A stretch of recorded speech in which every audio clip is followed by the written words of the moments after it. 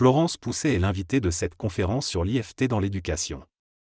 Elle est docteure en neurosciences et pharmacologie, rédactrice scientifique et médicale, consultante et thérapeute depuis plus de 10 ans. Sa pratique s'appuie sur des méthodes complémentaires telles que l'IFT, la thérapie quantique, l'organothérapie, l'homéopathie, la naturopathie, la bioénergie, et bien d'autres.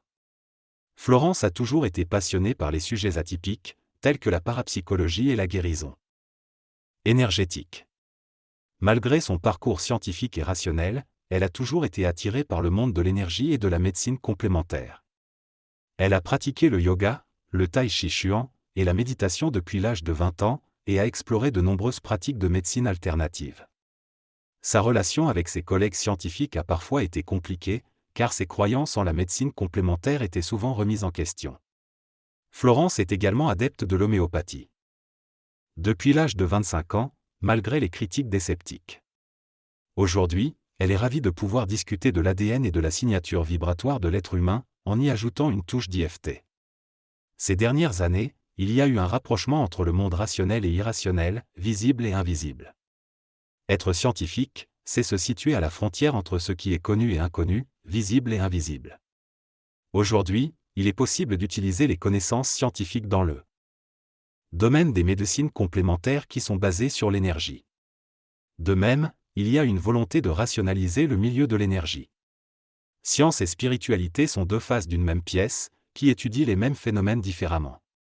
La science redécouvre aujourd'hui le savoir des anciens, basé sur l'énergie. Cependant, de nos jours, la plupart des gens ne croient que lorsque cela a été démontré scientifiquement. La science a récemment prouvé l'existence des fréquences qui nous animent. Et nous possédons même des appareils pour visualiser notre champ d'énergie.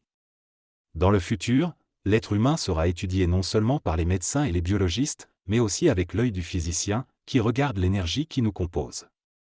Notre corps est de l'énergie cristallisée et nous sommes animés par une énergie, appelée force vitale ou âme dans les religions. Nous sommes constitués d'électrons, de protons et d'énergie. Notre corps physique est composé de différentes formes d'énergie. En plus de notre structure solide, nous avons des fluides qui circulent à l'intérieur de notre organisme, transportant la lumière et le son. Bien que nous ne puissions pas les voir ou les entendre, nous savons grâce à la science que nos cellules émettent de la lumière, photons, et des sons, phonons. Nous sommes également des êtres vibratoires, avec nos émotions et nos pensées émettant des fréquences qui affectent notre énergie. Certains appareils sont maintenant disponibles sur le marché pour visualiser cette énergie et vibration que nous émettons. Bien que notre perception soit limitée, nous commençons à comprendre que nous sommes entourés d'un champ d'énergie informel et que nous ne capturons qu'une petite partie du spectre des vibrations. La nature est dotée de filtres, tels que des filtres sonores et lumineux, qui nous permettent de percevoir le monde matériel qui nous entoure. Certaines personnes ont des capacités extrasensorielles, leur permettant d'élargir leur plage de perception. De la même manière, certains animaux ont la capacité de percevoir des sons que nous ne pouvons pas entendre. Tout sur cette planète est de l'énergie, et nous sommes tous des êtres vibratoires.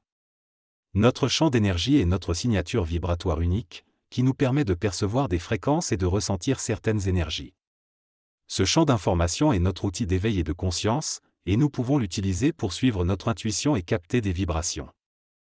Devons prendre conscience de notre corps physique, de nos émotions et maîtriser notre mental pour être en accord avec notre champ d'information et permettre une réception optimale des informations et des vibrations qui nous entourent. Le cerveau joue un rôle de transducteur en décodant les vibrations que nous percevons sous forme d'images, de sons et de pensées. Notre constitution est vibratoire et chaque être humain possède cette caractéristique, bien que nous n'en soyons pas conscients et ne sachions pas l'utiliser.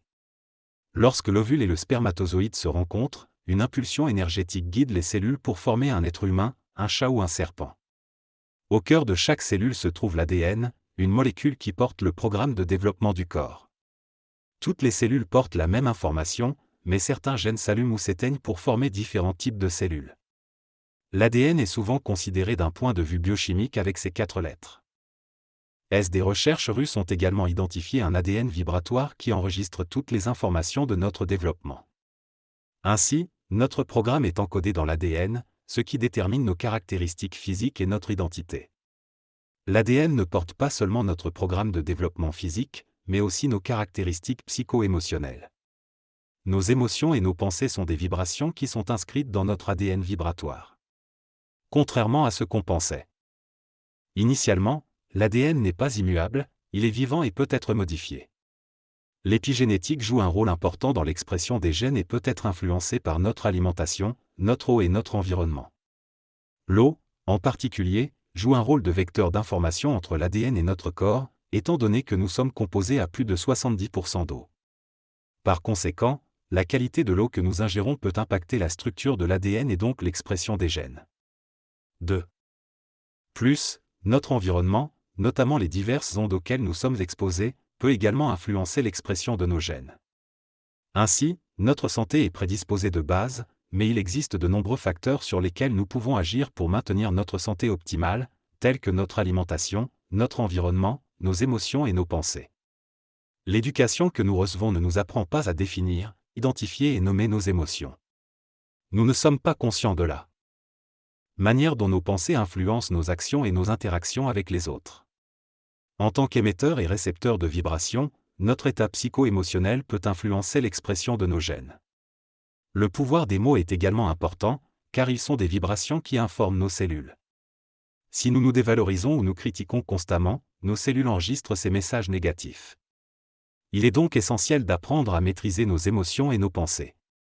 Nous sommes des êtres vibratoires puissants, mais nous ne savons pas comment utiliser cette puissance. Il est important de prendre conscience de l'influence de l'éducation, de la culture, de la société et de reconnaître que nous transmettons souvent ces schémas à nos enfants et aux générations suivantes. L'épigénétique montre que les traumatismes et les chocs émotionnels peuvent bloquer l'expression de certains gènes, mais il est possible de revenir sur ces marqueurs et d'annuler leur impact. En revisitant nos traumas, nous libérons l'énergie cristallisée et la remettons en mouvement.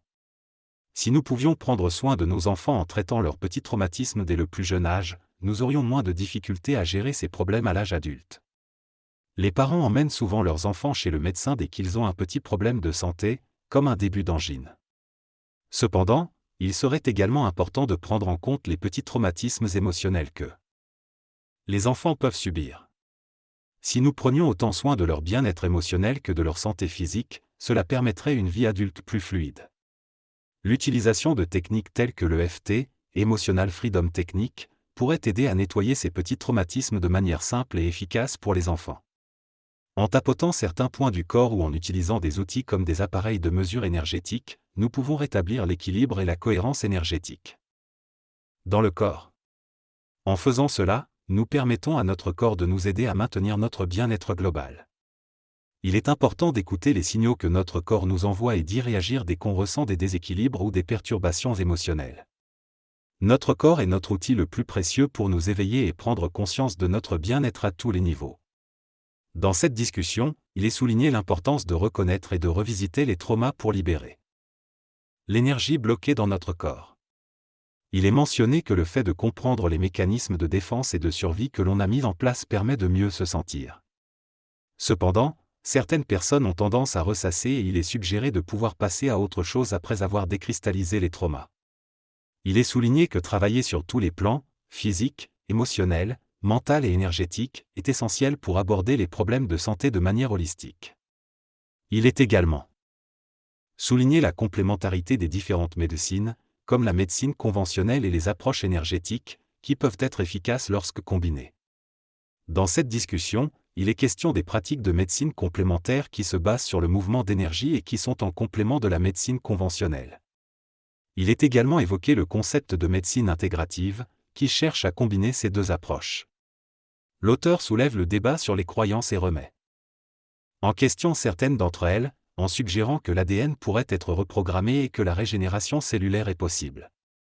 L'auteur estime que nos pensées et émotions sont les principaux obstacles à notre évolution et à notre bien-être physique, et que la plupart des pathologies sont liées à des problèmes psycho-émotionnels. Il est également mentionné que les enfants semblent être plus éveillés et ouverts à des capacités extrasensorielles, mais que ces capacités ont souvent été ignorées ou considérées comme anormales dans le passé.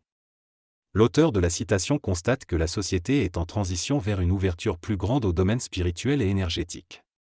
Il mentionne l'évolution des mentalités, notamment chez les jeunes générations, qui sont plus intuitives et enclines à s'écouter. Il souligne également l'importance de considérer les plantes, les animaux et les minéraux comme des consciences avec lesquelles nous pouvons interagir et échanger d'eux. L'information. Il mentionne les travaux de Jean Toby, qui a développé un appareil permettant d'écouter la musique des plantes, et affirme que cela ouvre des possibilités d'innovation fascinantes. Il explique que nous sommes tous des êtres vibratoires riches en information et en énergie, et que l'IFC, Institut de formation à la communication, est un outil magique permettant de se connecter à cette dimension. Il reconnaît que les scientifiques qui s'intéressent à ces sujets sont souvent marginalisés, mais estime que le progrès scientifique consiste à repousser les limites de l'irrationnel pour comprendre ce qui se passe. Il souligne également que la diffusion de ces connaissances prendra du temps, tout comme l'apprentissage de la physique quantique a pris du temps. Enfin, il évoque l'idée que notre corps pourrait être un bio-ordinateur quantique capable de capter les vibrations et de créer notre réalité, en fonction des informations que nous y avons intégrées. La personne interviewée mentionne l'importance de la capacité d'adaptation et du potentiel infini du corps humain, mais soulève également le fait que nos croyances limitent cette capacité. Elle affirme que le mouvement et le changement sont intrinsèques à la vie, et que s'attacher à une réalité figée peut entraîner des problèmes de santé. Elle fait également référence au traitement médicamenteux des enfants hyperactifs, soulignant que cela va à l'encontre du principe du mouvement. L'EFT, Emotional Freedom Technique, est présenté comme un outil pour reprogrammer l'ADN et libérer les croyances et traumatismes qui entravent notre potentiel. L'interviewé note également l'importance d'enseigner ces techniques aux enfants dès leur plus jeune âge pour éviter la cristallisation des traumas. Elle partage son parcours personnel avec l'EFT, soulignant son intérêt pour l'apprentissage et l'utilisation de multiples techniques complémentaires dans son accompagnement holistique des personnes. Enfin, elle mentionne l'ouverture d'un institut de formation à Bordeaux où elle enseigne les différents outils de médecine complémentaire. J'ai appris plusieurs outils pertinents que j'ai classés selon la méthode de la spirale dynamique de Ken Wilber. Durant 1 an, j'ai travaillé sur moi-même tout en apprenant ces outils pour pouvoir accompagner les autres. J'ai également créé une formation sur l'ADN, car cette molécule occupe beaucoup les médias et est présente dans de nombreux aspects de notre vie, tels que la publicité, la sculpture, la peinture et même dans les logos d'université. L'ADN est au cœur de nos cellules et je le considère comme notre identifiant. Je compare souvent cela à un mot de passe d'ordinateur, dans le sens où je ne voudrais pas que n'importe qui puisse accéder à mon ADN sans mon consentement. C'est un sujet qui me passionne et je pense qu'il est important de prendre conscience de nos choix et de la formation de notre ADN, puisque cela nous constitue et nous permet de vivre. Je pourrais en parler lors d'une conférence car c'est un débat fascinant pour moi. J'ai découvert la psychologie énergétique avec Bruce Lipton, qui a mis en avant la régénération des cellules et l'importance des antennes cellulaires. Dans cette conférence, Anne nous a parlé de l'importance de BFT, Brain Frequency Therapy, pour avancer. Elle a annoncé qu'elle offrirait un chapitre de son premier livre, écrit par son mentor énergétique, à ceux qui achètent le pack. Elle souhaite également partager un chapitre sur le corps énergétique, afin de donner une idée aux auditeurs. Florence a été invitée à parler de l'ADN et de la signature énergétique, ce que Anne considère comme important. Elle aime la signature vibratoire et se demande ce qu'on peut en faire et comment l'IFT peut y contribuer. Anne remercie les auditeurs ainsi que Florence pour avoir écouté la conférence et espère qu'ils ont appris beaucoup. Elle conclut en disant au revoir et en annonçant une prochaine conférence. Elle la remercie à son tour et salue tout le monde.